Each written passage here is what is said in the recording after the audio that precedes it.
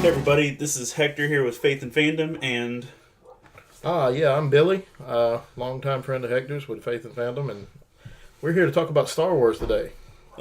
Billy, you may have seen at a couple Comic Cons, hanging out with us on occasion, but Billy what do you do? Who are you? What's your stuff? I run a convention center down in Burlington, North Carolina, but that's about it. If you ever catch yourself up there, you can look us up at the Alliance Convention Center or allianceconventioncenter.com. Billy is a long-term geek nerd, maybe even predating my credentials. He's been a Star Trek fan long before I knew what that was, and he actually is the primary reason that I'm into sci-fi at all. If you've read our stuff, you know that Billy's the guy who put me on to Firefly, which in turn rabbit holed me into the world of sci-fi and basically created Faith and Fandom because of that. So yeah, he's been an OG part of the process. But we're here today. Today is going to be a specific discussion of Star Wars: The Last Jedi, and so yeah, we're going to go ahead this. But here is the big fat disclaimer warning. There's going to be spoilers, and we're not holding anything back. So if you haven't watched it by this point, shame on you, and nerd shun, whatever. Billy, you just watched it yesterday, right? I watched the opening night at an IMAX 3D right. in High Point. Yeah, you just watched Justice League. Yes, I just watched Justice League, got done with Thor Ragnarok, getting all my nerd movies out of the way before the holiday season. All right, so what is your overall impression of The Last Jedi? My overall impression of Last Jedi, I had a fantastic time watching the movie. The very opening of the movie I felt was more fan service than anything, but any fan who goes into a movie not expecting fan service is just wasting their money and time. How was it fan service? I mean, everything that happens at the beginning feels like it was built solely to get a laugh or a hand clap. I'm trying to get some specifics here. Like the thing with the lightsaber? Yes. Every little piece, when he threw the lightsaber over the edge. You might as well have heard a wah, wah, wah. Yeah. And when he milked the alien creature, it was just enough to get you to go wow, this is weird for Luke. But yeah. Luke, they're trying to show us that Luke is different and not the Luke we expect.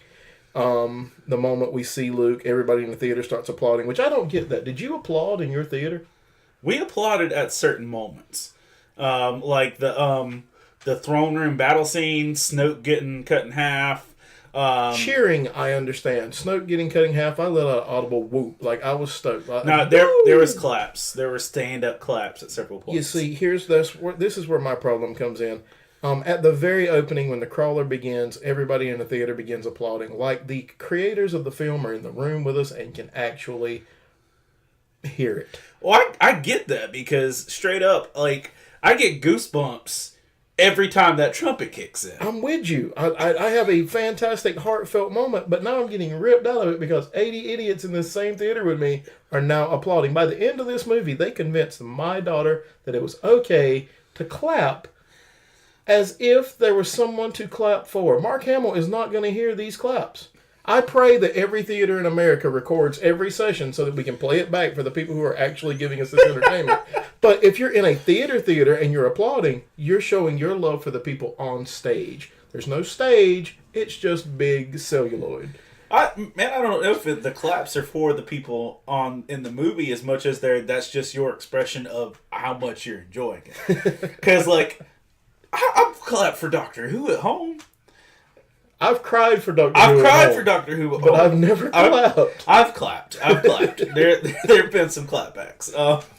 But all right, so you felt the beginning was a little fan service. Yes. And throughout the movie, there were other little bits here and there, where of course fan service is happening and big explosion type things. And that was another complaint a friend of mine had was this was just explosion porn, and I was like, it's a battle in space. If things don't explode, there wasn't much. There was a lot of well, that's the thing. There's always been Star Wars explosions, but they're usually one big off explosion and you're done. There was a lot of explosions to the point that you know how in movies when people are shooting guns, you feel like they've stopped really counting and they're just bullets. And I felt like, man, they blew up a lot of shuttles in this. You've got that one scene with Poe Dameron and they're making the bomber run. I'm expecting a lot of explosions. I'm expecting a lot of casualties. Like, he's being told come back, and he's not listening on purpose. There's going to be explosions. Like, how do you show him losing in that scenario without showing explosions and people dying? And like, if you've got 5 bombers all heading towards a big ship they're planning to blow up, crap's going to explode. Yeah. So I mean, if it's in context, it's not explosion porn. It's not overly done. If it's in context. Now, if you're just if we want to talk explosion porn, we go back a movie. We're going to blow up 8 planets in one shot. That's explosion porn. That's just excessive exploding just to explode. Yeah. My takeaway is the growth that they did with Poe Dameron throughout that whole. Here's how he lost. Here's how he brought himself back up. Yeah. That was a build, and that was nice. I still feel like Poe is the most superficial, shallow character out of this whole run so far. I think they tried to turn that around with this. Like, he began to understand that it's not just about the gun show. It's not just about himself. And I get it. Now, I appreciate them actually giving Poe some character, but it's just like, even he's so shallow to begin with that adding depth, it's like, so you want 1 inch or 2 inch in the kiddie pool? Because, like, some of these characters, you've got, like, a ton of depth. And then Poe's like, the splash pad, it's okay to let a toddler swim in this, and you're fine. Well, if they don't introduce anything for Poe to care about other than possibly his relationship with Finn, like, that's all I kept thinking was any minute now they're going to swing this into a Poe and Finn spinoff, and they're going to have adventures in space and possibly be lovers. Who knows? But that's the opposite of what my daughter's wishing. She thinks that Rey and Kylo are going to become a thing, and they're going to be lovers in space. And I'm like, the Force has a balance, child. Like, we can't put them together. It just won't work. No, I straight up, I agree with your daughter. I agree with your daughter. I actually firmly believe they'll end up putting Kylo and Rey together. Yep. Yeah. Now, here's the thing. I think that Finn wants to be with Rey, and I think that Finn is going to end up choosing Rose as, like, some discontent second place. Nothing like a consolation prize. Yeah, and I feel like Rose is going to end up being the consolation prize. I really do. So your overall your main point out the gate was that it was too much fan service. But on the flip side, there was a lot of stuff that fans hated. Mm-hmm. And, like, so what's been your biggest takeaway on, like, the feedback or the clapbacks on, what fans didn't like? Well, the fans claim they didn't want the fan service, but at the same time, that's what they paid for. Like, they knew going into it, they knew that this was going to be callbacks to original Star Wars, and they also threw online that part of the problem was too much or too little fan service. Like, it should stick more to the originals. And I'm like, but the last movie you said you didn't want that.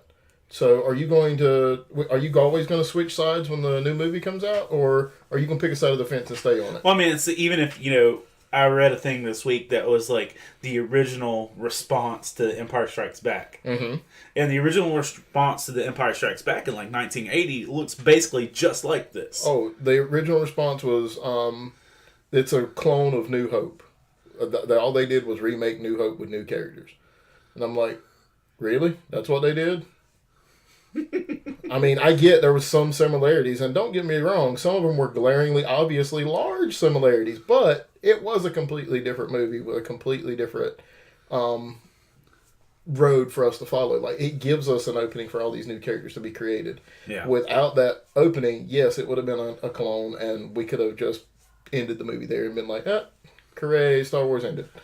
But we want Star Wars to continue, so we have to accept these growths, and sometimes there's going to be growing pains, like whatever the hooks are, porgs, or stupid chicken penguin bird death rattle. I hate them. Well, what's your beef with porgs? It's retarded, man. Like, the one cute animal that happens to it, like, it's Ewoks all over again. It is Ewoks, and here's the thing. It's a thing for us to sell toys. They want me to buy crap for my kids. Like, I don't know. And that's 100% it. No! Because my daughter, want 8 of them. Yeah, my 4-year-old, like, her takeaway from watching, Now I get it, she's 4, and there's Dad, a lot may I going please on. have a porg family? I want porg eggs and porg chickens. And I want one that actually looks done with Chewbacca standing next to it. I actually do want a done porg. I want a Funko Pop of a cooked porg. That's with what Chewbacca holding it on a stick. Yeah, I want that. And the whimpering one down. Now, I tell you this. If I don't see a Chewbacca cosplayer with a roasted porg at one of the next conventions I go to, I'm going to feel cheated. Yeah, someone's let us down out there in the cosplay universe if that's not a thing. But no, it's, my 4-year-old took away her best favorite thing that she liked was the porgs. And I get that, and you have to add those kid elements into this, because much like they say that Doctor Who has a ton of adult elements, but Doctor Who at the end of the day is a kid show. Since its creation on, it's a kid show. It's the most mature kid show out there. But how many canines do you think they sell is the question? Like what's the porg of Doctor Who? Yeah, adipose. Adipose are the porgs. That is the grossest kid's toy you could ever buy. But adipose are super cute. The fat just walks away. Huh? The fat just walks away. But no, I think that canines, I think that fezzes, bow ties, stuff like that. Because here's the deal. You know what the porg of Doctor Who was? Matt Smith. Matt Smith was the porg. Yeah, he was the small cute thing. He was the small cute thing that everyone, which is why we've gone so far with Capaldi, because he's no longer the small cute thing. Now we got to sell sunglasses and guitars. Yeah, and which, by the way, and we're off topic, but a guitar and a hoodie, bro. That's my doctor. But so I appreciate them putting things like porgs in, because there wasn't that. And BB-8 was that. BB-8 was that. This is a side note from me. If you go back and watch any Star Wars movie, with the exception of Rogue One, in human history, the one character that always saved the day, the one character that made sure everything happened and the story moved forward, was R2-D2. Yeah. This movie, they let me down. R2-D2 was only there for fan service, just so we could see him and that there could be an interaction with him. Are you saying that R2 saved the day in The Force Awakens? In The Force Awakens, R2 had the remainder of the map. But bro, that I feel that was just cameos. It was. I was let down by that a little bit. I was pissed that he was sitting off in the corner in power down mode. That was some old bull. This dude is a hero. R2-D2 is the hero of all Star Wars movies. There's no reason for him to be in low power mode. If anything, he should be enraged. He should be like Super R2, running around trying to save the galaxy. He should have had lightsabers. This is me personally. This is how I view Star Wars. It's like if you're going back to Talladega Nights and Dear Sweet Baby Jesus. This is my that's how you now. But to be fair, BB-8 got in a walker. Yeah, he did, and he's taking up the mantle of R2 well. I think, and that's the thing. I think this one he went from just being the cute thing to actually being a functional role. If they're gonna pass the mantle to BB, which I personally disdain, like it's not my thing. It's a new generation, but if they have to pass the mantle, if he's the equivalent of Finn, not Finn, but Poe being the new Han Solo or whatever, that horrible analogy. But if BB is the new R2, him getting in a walker was pretty BA. Like it was dope. It was, and I was like, my one thought was like, R2 didn't do that. My literal one thought, I was like, where's R2 been this whole time? I did want to see the light and dark battle between BB-8 and BB-9E. I wanted the Empire robot to fight BB-8. Yeah, and when I started seeing Funko Pops like months ago of this BB-9, I'm like, is this gonna happen? Are we gonna have a little ball fight? Well, I'm curious if they put the E on the end of his name for it to be evil, like BB-9 evil. Like there's a BB-8 and there's a BB-9 and then there's a BB-9E, and the E is the dark side version. Yeah, and it we're gonna get to this in a minute. We're gonna talk about the lightsaber battles that took place, but I'm also trying to imagine this fight, like, if they would have just made it stupid and cute, like they would have just ran into each other a few times. Like bumper cars. Yeah, and BB-8 would have knocked him off one of the things. stunned him and knocked him down a shaft, and he just spins as he falls like a. All right, before we get to the lightsaber battles, because I know we were going to do that, let's hit up. We've had fan service, we've had fan disdain for all the reasons that they didn't like it, and I get it. But yeah, I get it, but I don't, because like I just have fun when I watch these things. But whatever. That's why I go. I'm not going there to be disappointed. And sometimes I do raise expectations in myself. And luckily, I don't sit around in between movies and build up my own fan theory or listen to other people's fan theories, because at that point, my expectations go a certain direction, and I can only be let down when I go into the theater. But it's that whole Bible concept of if you seek, you find. You knock, those doors will be open. If you seek to go to a movie and have fun and not be a douchebag about it, you're going to find that. You're going to have a great time. If you go into the movie to knock, everything's going to open and it's going to fall apart. Yeah. And so the whole thing where Mark Hamill now is putting out the stuff from his interview from months ago where he said, this isn't my Luke. My Luke wouldn't do this. Yeah. He said, this might be Jake Skywalker or whatever else. He's like, my Luke wouldn't do it. And I feel like that's a party foul on his part as an actor. But even more so, I feel like that's ignorant of Mark Hamill. And I know if you're a Star Wars fan and you're listening to this, you're ready to throw something at your computer or phone. I feel it's ignorant as Mark Hamill as a Star Wars person, because his big beef was that Jedi don't quit and that they don't give up. But if you've even remotely looked at Jedi history, especially since Episode 3 on, Jedi give up like all the time. Jedi give up all the time. Yoda gave up and lived in a swamp. Ben Kenobi gave up, changed his name, lived as a hermit. Now, I will give him slight credit, because Ben Kenobi living as a hermit was also to watch over Luke, much like General Organa is watching over Leia. I get that, but his predecessors, Yoda and Obi-Wan, both gave up. So the concept of Luke giving up, especially after having such a dark side flair, makes perfect sense. And for Mark Hamill to say that that's not a thing just sounds ignorant to me. Yeah. I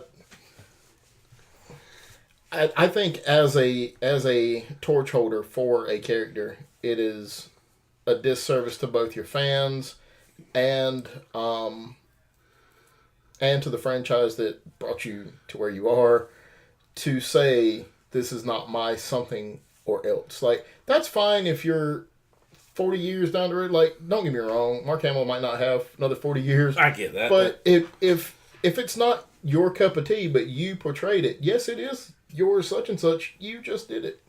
And you probably just got paid really handsomely for it. Really well. I mean, like, literally, dude, all you've done is this and the Joker. Shut up. You've been the Joker and Luke Skywalker. You've played two characters. Good for you. You did an amazing job at both. We had a fantastic time. We love you. We love you. Like, can't wait to see you at the next con. He costs too much for cons. He does? We never see him at cons? Like, he's got to be at, like, the real Comic-Con. He's occasionally been, but, like, I've heard he's north of, like, $75,000 for an appearance. I don't know. But, I unless he's at Dragon Con this year, I doubt I'll ever meet him. Huh. But, I felt like that was, party foul, much akin to Jim Carrey bashing, whatever his role in KA2 was.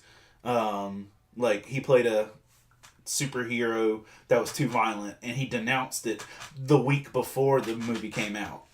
Now, the fact that Luke still did that Mark Hamill put out that denouncement within the first week I'm like, bro. Yeah, give the movie time. Let fans come up with their own opinions of how they enjoyed the movie or didn't enjoy the movie. I mean, like you said earlier, you're going to get what you go in looking for. If you go in looking for the movie to be X and it doesn't turn out to be X, you're going to end up biting yourself by the time you leave the theater. Yeah. But if you go in with an open mind, no matter what movie you're watching, you can watch bad movies and still have a great time. Yes. Yes, you can. I went in and watched Dude, Where's My Car when I was younger, and I had a friend get up and just walk out and just stand in the lobby because he was like, this movie's too stupid, it's not what I thought it was. It's beneath me. I'm like, well, I went in with no expectations. I was there. And these guys were hilarious. I was there for that one. But no, it's by no stretch of the imagination the greatest piece of cinema ever. But go in, watch Star Wars, form your own opinion. Hopefully you're watching this or listening to this after you've actually watched Star Wars, because we're about to get into lightsaber battles. All right, go lightsabers. Let's start with the Rey and Kylo talking to Snoke.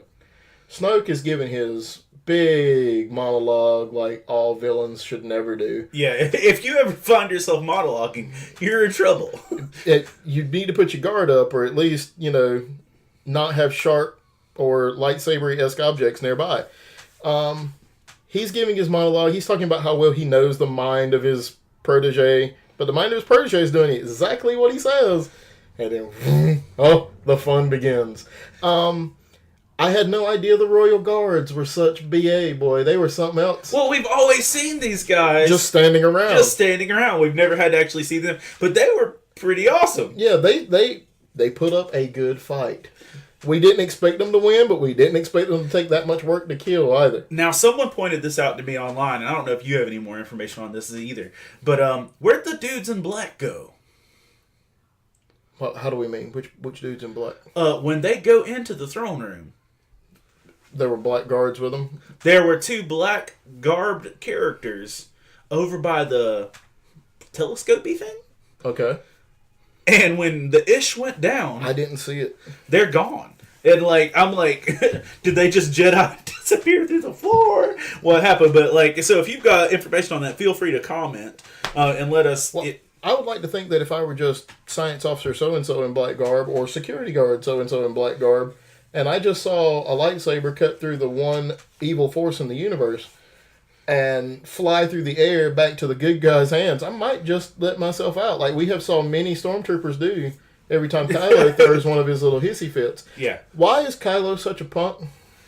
I'm not gonna sugarcoat this. I'm not gonna go about it any other way. I think Kylo Ren is a pansy. I want to use stronger language, but I appreciate you. my man threw a hissy fit in the first time we saw him. He threw a hissy fit in this movie and shattered his fancy little hat in the elevator. Yeah. And every time he throws a hissy fit, you see stormtroopers walking around like, this happens on a Tuesday. And I forgot it was noon on Tuesday. He does this every Tuesday at noon. Yeah. And they go back about their lives. But meanwhile, Kylo is just crying about something. You know what's really funny to me? Somebody hurt his feelings. Adam Driver, the guy who plays Kylo, says he doesn't know what the word emo means. Because people keep calling him emo, and he was in an interview, and he's like, I actually don't know what that word means. In the next movie, they need to have Adam cover one of his eyes with hair, just so it's like, oh, poor me. Listen to some Death Cab for Cutie. Whiny little bullet for my Valentine. Okay. Well, I get it now. I was really kind of hoping for a little bit more with the interaction with Leia and Kylo. I had two aspirations in mind, that either A, she would find a way to help him with his journey towards, because Snoke bridged their minds and was telling them. Which, by the way, Snoke was a cop out, man. He was a weak sauce. Yeah, that was a man behind the curtain situation. Well, I mean, isn't that always whoever's in lead of the Sith? Well, Palpatine was like a little more gangster. A little. Well, I mean, he had a chance to step up and throw his Force Lightning once or twice. Yeah. Snoke, we didn't get. We didn't even get him to give a Force sneeze. Like nothing. No, he juked Rey. He did lightning Kylo once. All right. One time. But I was like, yeah. But you had two aspirations: Leia helping Kylo. Yeah, I had the thought that Leia would help Kylo on a journey towards the light. Maybe not actually bring him. I never foresee Kylo making it to the light. It's a wonderful thought. I would be thrilled if it actually happened, but I don't have the belief that with the idea that the Force has to be balanced, that we're gonna find a way to pull the darkness out of Kylo. Like, he's already there. After you've murdered your father, maybe you've gone a bridge too far. I was also hoping that they were going to do that whole thing where when he's like, that he would reveal that he didn't actually kill Han, that Han pulled the trigger on the saber. Yeah. I was hoping for that. Maybe that'll still happen. Because, look, he didn't pull the trigger on Leia, and he had the perfect shot. Yeah. And he didn't. But, man, I have this thing where, we're talking about the balance of the Force, and that's one of the things we saw with the light and the dark, and the fact that Rey just drove right towards the dark. I really think that they're going to learn to balance it within themselves. Mm-hmm. I would love to see. Yes, if the Force could be balanced inside individuals and not the Force itself balancing itself across individuals, that would be an amazing Star Wars universe, because then it would give you the feeling that free will was more of a factor for the characters. Right now, I don't feel like Rey or Kylo have the free will to do the right or wrong thing. I feel like the Force is pulling them to be only right or only wrong. And it is a weird absolutist sort of point of view, especially when they show you that if the only two known people that have Force powers are standing right here, then all of the Force is equal in between them. They both tried to Force pull a lightsaber towards them. It was impossible for one of them to gain a foothold. So in a game of tug of war, if two people are equally matched, both two people are just going to get tired or the rope's going to break. Yeah. And in this scenario, the lightsaber was the rope, and it broke. They shattered a lightsaber, equally pulling it towards them. The original lightsaber we were introduced to, at least in episode 4. Yeah. And I would have liked to have thought a lightsaber being ripped apart would have caused like a black hole or something like. Well, dude, it's basically just a kyber crystal with like a LED behind it. So. Yeah. But once it was ripped into, and I saw the concept they were trying to sell me of the Force is balancing itself. So right now, one of the major dark side characters just left because we just murdered him.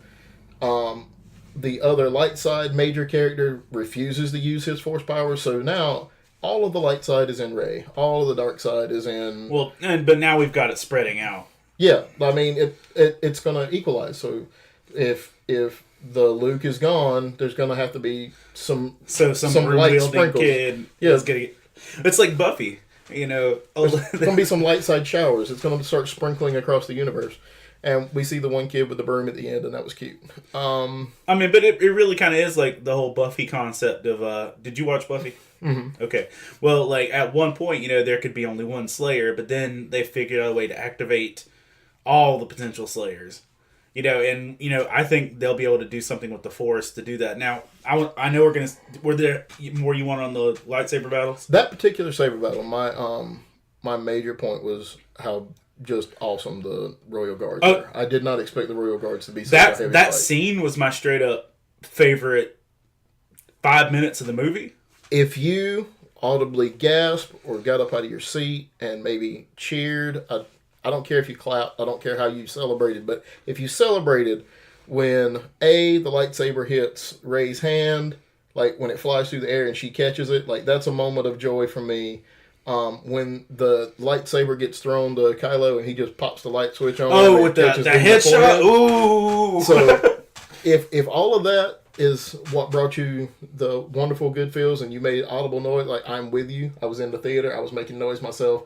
No, I did not clap because I know that whoever... Daisy can't hear me do that stupid... I don't enjoy Daisy as a penguin person. Noise. I like Rey. Your pork noise? Bunch of seals in theaters. No, they're porks. I wonder if porgs can clap. Like, next movie, make porgs clap. I will say this, like, the Kylo Luke fight was fun. Mm-hmm. And, you know, knowing context, though, you know, that it was, you know, Luke projecting himself, which, again, I'll give them credit because they said that they were going to do new stuff. So the idea of physically projecting something, because, like, it wasn't just a hologram. He had something to bounce off of that had to happen. Yeah. Well, and like when he touched Leia, it was physical. That he put that stuff. I mean, physical projection. That's pretty gangster. But then we also saw, you know, Leia actually use her Force powers. Yeah. When she's drifting through space and she seems unconscious, time is of the essence because you're not going to exist that long in space. Now, can she do like a Force bubble and protect herself for longer in space? Maybe. I mean, we're in a world where we can blow up planets. We can manipulate physical objects around us with our minds. We are space wizards. You're a Jedi, Harry. You're a Jedi, Harry. So when she turns and does the full Force pull for herself, I was kind of excited. Like, oh boy, Leia's using Force powers. But at the same time, I was like, I thought this was the moment where they were going to try to kill Carrie. It made the perfect escape to kill off Carrie Fisher in that scene. It was an easy out for Carrie. Now I don't know what they're going to do. I'm dumbfounded, hoping they've got 2 more scenes, and this is exactly what we shouldn't do, is start planning for the next movie, or in the next movie, at the very beginning when the Crawl's going across, after the death of Admiral Leia Adama, like, you know what I mean? Yeah, Leia Organa. Leia Adama, that's right. Bro, if Leia was an Adama, yes, the Galactic Empire would have been done a long time ago. That explains why she had old girl stay behind. In the Crawl, if we find out that Leia's passed away, and then we just don't see Leia in the next movie, I mean, that would be, because they said they're not going to CGI her. Yeah, if they don't have anything else recorded, and they open the Crawl that way, and we got one more recording or something, or we see the "Help Me Obi-Wan, You're My Only Hope" clip one more time, which that was a nice throwback. I love seeing that. Go ahead. I was gonna say, but that scene, just seeing what Luke could do there, seeing the projection, seeing that stuff. I mean, the little shoulder brush off, like that. That was my other. And in the moment when he shows up in the cave and nobody knows where he came from, and earlier he had just said way earlier he had said to Rey, "What do you want me to do? Stand and face down an entire fleet?" Yeah, the entire First Order with just a laser sword. What am I supposed to do? And then when he shows up in the cave, you're like, "Oh snap!" Yeah. He's about to go stand out and face him. And I didn't catch that we were looking at Luke's personification, and it could either be Luke's personification of how he wants to see himself, or how the people that are looking at the projection are seeing what they last saw of Luke. I think it was him doing a specific personification that I think embodies who he wants to be, or specifically because we know that the whole thing existed primarily for Kylo, so he needed to be scary to Kylo. He needed to be scary to Kylo. So he needed to have that grown-up vibe to Kylo. But also, he was using the lightsaber that just got snapped in half. Yeah. And I don't think Luke knew that. Yeah. I don't think Luke knew that. But it even though it was using the lightsaber that just got snapped in half, it didn't slow the rage or kick any common sense into Kylo. He did his little pouty thing on the AT-AT and then lowered himself down to actually face him man to man. Kudos for stepping up and, trying, because you just saw what happened when we fired every gun at him. Yeah. And that didn't kill him. The first time I picked up on the fact that that's not Luke is when we started paying attention to everybody's feet. The camera kept looking at people's feet. Every step Kylo made left red in the sand. Never. Wow, I don't even think I noticed that. Never did Luke's feet change the color of the dirt. Huh. So he wasn't there. That's nice. I didn't even notice that. He was weightless. He did not change the surface of the planet. Now, one other thing I want to hit. Some of the folks from Color World Books, which I know you don't know them, you'd recognize them at a con. They posted a thing that some of the stuff was with Yoda's dialogue, which that was great, by the way. Mm-hmm. I feel like Yoda's dialogue was the most important, Oh yeah, that was what was explaining the whole... Yeah. The Force doesn't need you, you need the Force. They had mentioned at one point that they felt like that was kind of like saying the death of organized religion. Mm-hmm. And I kind of I saw similar vibes of it, but the other end of that, what I saw was, I think it's the death of hiding behind religion, because if you think about it, Yoda's primary beef with Luke was that he didn't pass on what he had learned. Mm-hmm. He's like, strength and mastery, yes, but also folly, failure, and your mistakes with that. That failure is the greatest teacher. His beef with Luke was that he didn't pass on what he had learned, and Luke was ready to burn the whole ship down rather than be a failure in front of other people. Mm-hmm. And I think that's one of the things that where Luke failed at was that he had all this stuff that could be passed on. He had all this wisdom. He had all this power, this strength, but he hid away from it when he messed up. Mm-hmm. And that he was willing to burn it down. Now Yoda blew up the tree. Yep. But I guarantee, in my heart of hearts, I firmly believe Yoda knew that Rey had already stolen the books. Well, I mean, of course he did. He He's has access to the everything because he's Yeah. Force Ghost. He's floating everywhere at all times. So- He can see all. Because he took that one pause, like did a little then blew up the tree. Watch this. Yeah. Booyah! And I felt like that, that was for Luke's benefit to realize that he needed to do that. But one of the discussions I brought back with is that I don't think it's the idea that organized religion was dead or faith is that, or even just specifically speaking of the Jedi. I think the big discussion is that it can't be something you hide behind. Mm-hmm. If you're a Jedi and you have these ancient texts, but you're cool standing by while people are suffering and not sticking up for people, you suck. Mm-hmm. And, however you want to translate that on into the real world, if you want to say that, even comparing Jedi to Christianity, if you have this stuff, but you're willing to stand by and let people suffer, you suck. Mm-hmm. And, that was something I took away from it in an encouragement of doing that. And that's what Rey was. Rey was the one who was actually willing to go to Kylo. Rey was willing to go to Luke and actually try and change the landscape. And the whole thing of like Rey dumping herself onto the fleet was so much like Luke dumping himself in Return of the Jedi with Vader, to go and try and turn it around. But yeah, that's one of the big things, because if you think about this, what would the body count have looked like differently if Luke hadn't been a punk and hid? Mm-hmm. If Luke had actually stepped up after Kylo and rose up, we probably wouldn't have had a First Order. Would things have gotten down to... We're down to the Battlestar Galactica of this universe. Like, yeah, you saw the last 8 ships flying away from the First Order. Yeah. And, like... Not to mention the 9 planets or whatever that blew up in The Force Awakens. If Luke had actually stepped up and done his part... Yeah. We wouldn't have had to worry about what happened on all those 8 worlds, and we wouldn't have to worry about all these other little... or big, on a galactic scale, atrocities. The tree, going back to that, I had a similar thought when you were saying, well, the message will continue. I was thinking that the whole point in Yoda showing up was, yes, you've refused to do what I expected. You've decided you want to live in this little hidey hole and not be a man about things. And the message, the message for the universe was, good will find a way, even if you're not willing to do your part. It's a shame. We thought there was more inside of you. Yeah. We don't need the tree. We may not even need the books. Good's gonna find a way. It's already gone.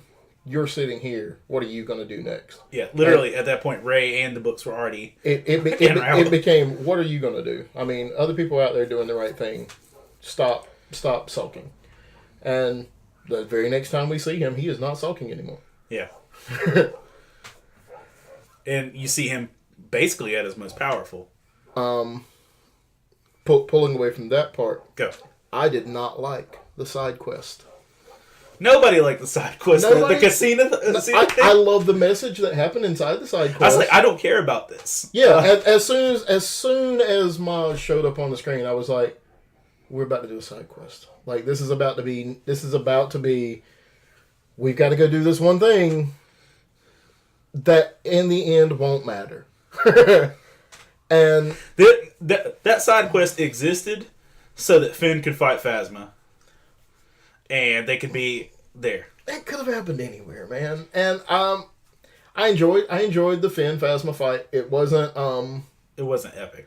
It wasn't epic. It wasn't bad. I was thrilled that he had a chance to show some backbone and know what side he was on. The previous times when we saw him face down other First Order folks, he had some internal conflict. Like, I'm supposed to be doing what they're doing. I'm supposed to be helping the First Order gain dominance in the universe and bring control. Maybe not. Maybe he wasn't viewing it as a bad thing when he signed on, but now realizing what's happening around him and seeing people die, they don't really sign on in the First Order anymore. You're baby napped. But he showed up. His backbone was there. He was ready. Phasma failed to impress as prior. I love Gwendolyn. Like, oh man, I wanted so much more. I wanted so much more.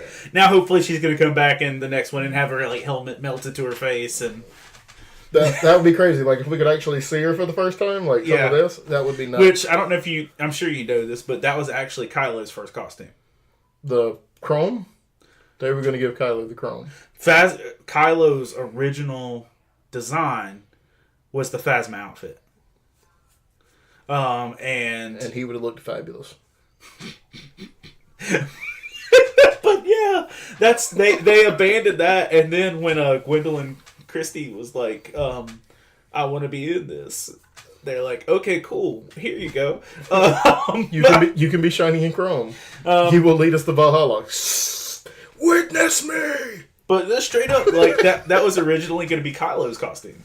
And I'm really glad that's not the route it went. Because Kylo's costume looks more like a stormtrooper than Phasma's looks more like a stormtrooper than Vader. She's a chrome stormtrooper, and I would love to see her. I'd love to see him take a chrome helmet and start bashing it, and nothing happened. Tink, tink. Oh, I can't break it. Whiny. So let's end with this. Out of all 9 Star Wars movies, 9 is where we're at now. Where does this fall for you? I am with the majority of the universe in the fact that I can't put anything above the original trilogy. It's just where I am. It's how I live. It's a code I live by. The original 3 hold a special place in my heart. I know it's just like Old Yeller. There'll never be a dog as good as my first dog. Like these movies introduced me to sci-fi and fantasy and the galactic scale of the universe, like pulling me off my tiny little planet and not thinking country music is the only way to live. So those 3 movies are always going to hold a special place in my heart. I can't put any new movie inside those gaps. So my next step would probably be the original 3, and then pop in Rogue One and 7. And then the prequels? No, yeah, we don't talk about the movies we do not speak of. Okay. I mean, I enjoyed the prequels when they happened. It's only through reflection that I can see how bad. Oh yeah, you remember as they were happening, I was thrilled. I even watched 3 with so much fun and joy. Like the whole I have the high ground, like everything that happened at the end of 3, I was having a fantastic time. Years later, after fans started ragging on it and common sense kicking in that Jar Jar was really retarded, like. When I was watching it, it was funny and fun, and I didn't care what people thought. And that's the message I'm going to leave for this whole thing is go into a movie and not care what people think. Enjoy the movie for yourself. If some of their arguments make sense later, yeah, feel free to change your opinion about the movie overall, but remember how much fun you had when you were sitting there. Remember being like 16 and 17 when we went to watch Batman and Robin? Oh yeah, with Alicia Silverstone. Oh yeah, rubber nips, man. I watched that multiple times in theaters, and we went together and even stole the artwork from the theater, the Alicia Silverstone poster from the ceiling at our local theater. Mm-hmm. And it was like 10 years later. I'm like, oh, that was horrible. bad movie. Like, but I'd say probably. I'm kind of with you on the original. If I were to numerically do it, I would probably say 5, 4. Now, where I'm feeling today, just where I'm at in my life, mm-hmm. I would probably place Return of the Jedi below these 2, just a hair. I don't know. I didn't love Endor. I hated Ewoks. And I hear you. Like, I could take your order and kind of slide Return of the Jedi down there. Yeah. I don't know. So, Return of the Jedi is going beneath both Rogue One, Force Awakens, and 7. And 7. Oh wow, that's a I don't know. I'm talking out of my ears right now. That's a long way to go. Well, that's the thing, but it's less like down there and more like a very large bottomed pyramid. Like, I've got a fat bottom pyramid. I got a fat bottom pyramid. I've got, I've got 5 and 4 on a little tower, and then you can put the next 4 like on an even base. Like, I can put them on an even base and be cool with it.